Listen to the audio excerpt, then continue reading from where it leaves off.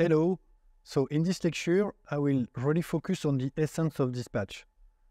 Basically, this lecture is the cornerstone of many other lectures, and it will present something that is really fundamental in the object-oriented programming, and many designs are based on this idea. So we will focus on what does it mean for real dispatch.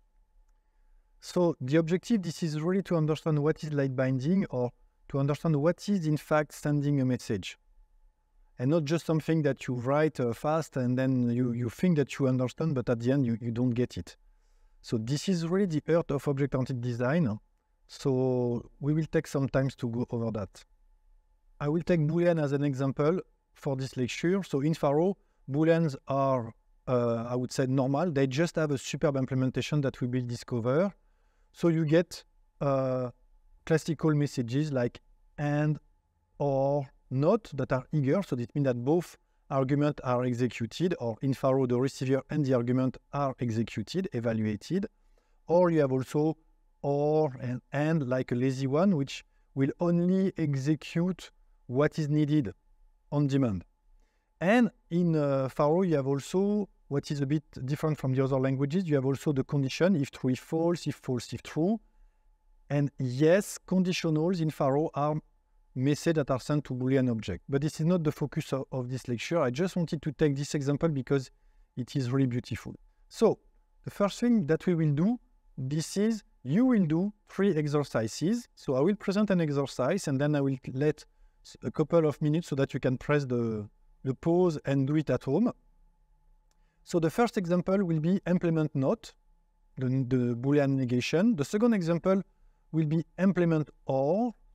And the third example, this is what is the goal of this example? The key question behind that, and the third one is the most interesting one. This is why do I ask these 2 questions in the first place? So let's start to focus on the first example. So I want that you propose an implementation of not in the world where you have 2 objects, true and false, and you only have object and message. So what you should see is that here, basically, I have the object false, I send the message not, here return true.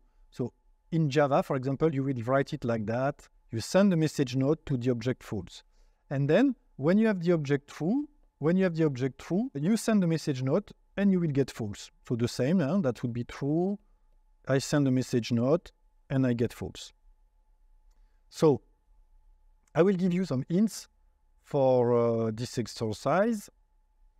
So the first hint is that the solution does not use any explicit conditional. So the solution does not use any if statement. So I know that this is a difficult hint because usually the first reflex that you have, this is to use a if to implement not. What I can tell you is that the solution does not need any if. So I will make a pause after each hint so that like that you can press pause and try to sketch something on a piece of paper if you want. Okay, the second hint, this is basically how do you express choices in object-oriented programming. Basically, what you do is that you will define classes or different classes that have compatible methods. What does it mean? It means that you can send the message to any of their instances and then the correct method will be executed, and this is what we will see in the example. So basically, you send the message to an instance and the right method will be executed. So this is what we call we let the receiver decide. So let's look at an example of that. You see, when I have a variable x and I send the message open, so if I write x.open in Java-like syntax, it means that x can be a file, it can be a window, or it can be a tool. The only interesting thing is that I want to execute the open method that is associated either with a file, a window, or a tool. And basically, the method that will be executed is based on the class of the receiver.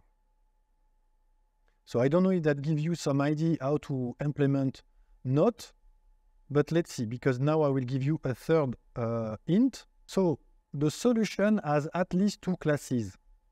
What does it mean? It means that in our solution, true, the object true is the singleton instance of the class true.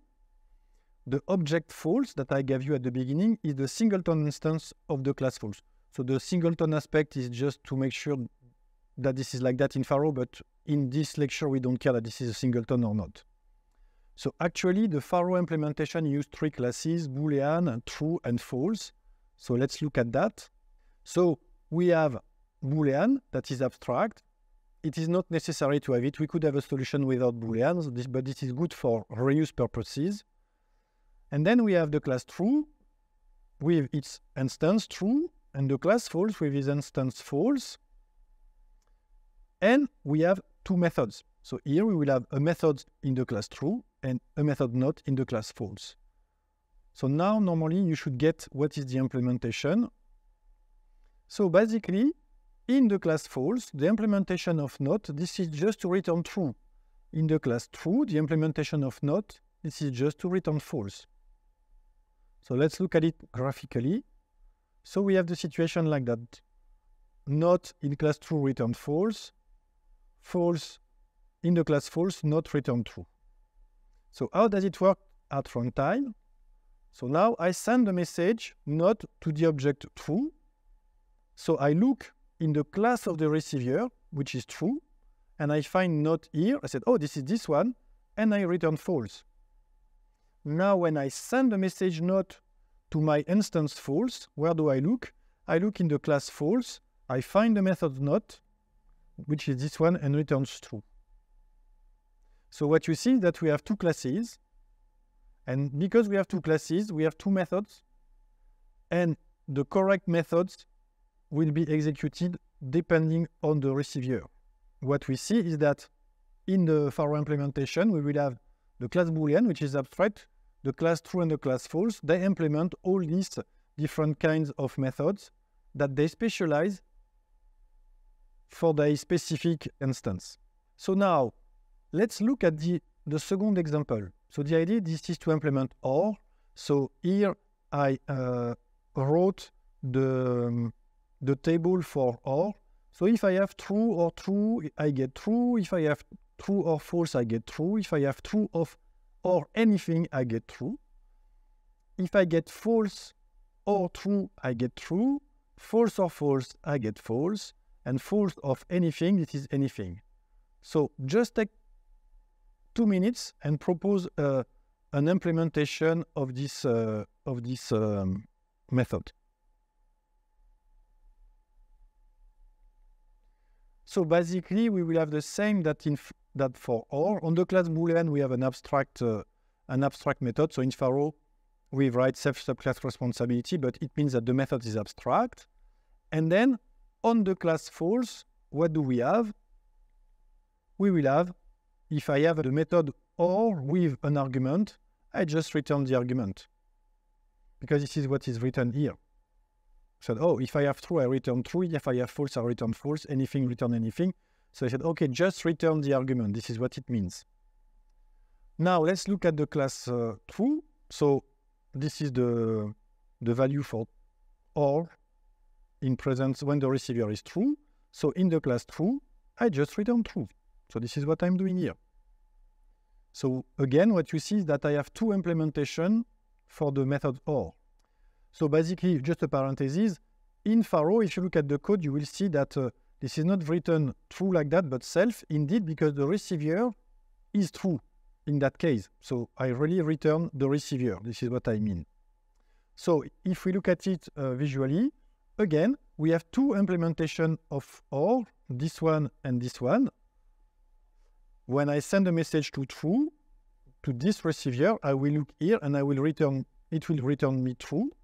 And when I send a message here, or an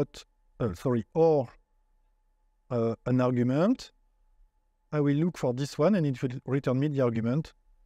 So we get done. Let's step back.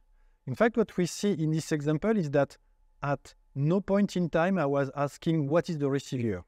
I was never asking a question. I was just answering things. So this is an example of a principle that we will see over and over in the MOOC. This is the do not ask, tell principle. Here, basically, we delegate the resolution to the correct object. So when I have true, this is the class true that will do something. When I send a message to false, this is the class false that will do something. And each subclass, the class true and the class false, will implement their own logic. So as a summary, what we see is that the solution was really that we implemented operation, and that sending a message was basically making a choice. So I send the message to the object, and then the object was selecting the correct method for me. What you see is that, in fact, I didn't reply to the third exercises, and it will be in the next lecture, because this is so important that we'll do that in a separate lecture.